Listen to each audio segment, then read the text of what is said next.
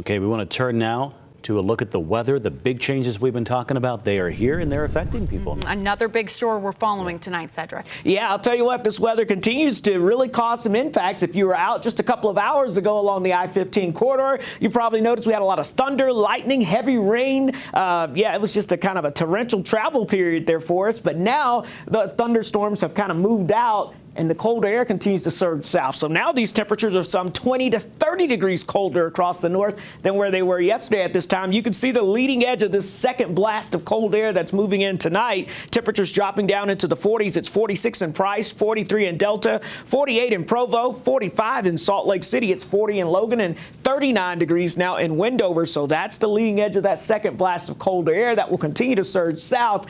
And that's what's going to cause us the potential of some wintry mischief as we go into the overnight hours. So here's that frontal boundary now slicing through the Beehive State, continuing to sag to the south now, approaching areas from St. George over to Cedar City. So ahead of it, you can see the leftover shower activity moving into Colorado from that first wave today. Now we've got the second wave dropping in from Nevada, and that's starting to pull up more moisture now, and that's what's going to increase the moisture across the state tonight. You can actually see that actually developing now as that low pressure dives in. It's starting to scoop up that moisture from the south. So notice places like Beaver and Cedar City seeing some of the heavy rain, some thunder and lightning now, and this moisture is going to be moving northeast into the colder air mass as that cold air continues to slide south. So Futurecast shows this well as we go between now and let's say 1 a.m. Notice how that widespread moisture shifts to the north and east. In the valleys, we're probably talking about some heavy rainfall coming down around midnight and just after. But notice in the higher elevations, that rain starts to transition over to some heavy snow. And then as we go throughout the overnight hours, 2, 3 o'clock in the morning, more pockets of heavy snow, even sinking down to some of the valley floors, like around Logan, Ogden,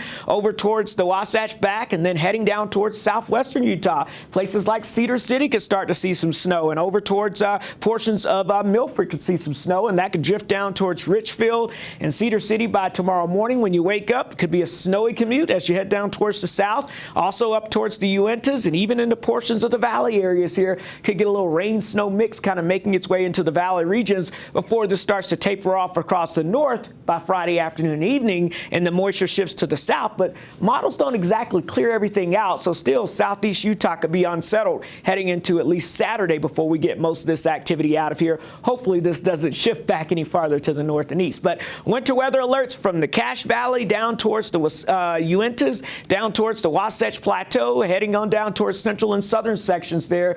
In the Cottonwoods, probably the big winners, 1 to 2 feet of snow expected tonight. Wasatch Mountains, I'm thinking south of I-80, about 10 to 18 inches. Central and the South Mountains, about 8 to 16 inches. In the Uinta Mountains, I'm thinking about 7 to 18 inches, maybe a little more. In the Wasatch Plateau, about 2 to 6 inches. And with that more than said, we've got freeze warnings in effect for the West Desert. We've got high wind watches in effect now for the northern Wasatch Mountains here for Friday night heading into Saturday morning. You can see those easterly canyon winds developing as well. Hey, if you're heading out to the Cougs game on BYU and Oklahoma State, this will be Friday evening. It's going to be chilly. Bundle up. Temperatures in the 40s throughout the game. A couple of spotty showers. It's not going to be a pleasant experience, at least in terms of the temperatures, but not too bad. The Utes game will be a little better on Saturday night as we start to clear the moisture out of here, but it'll still be chilly with temperatures falling down from the 50s into the 40s. So in St. George, there you see it. Rain likely. Temperatures, if we're lucky, hitting 60 degrees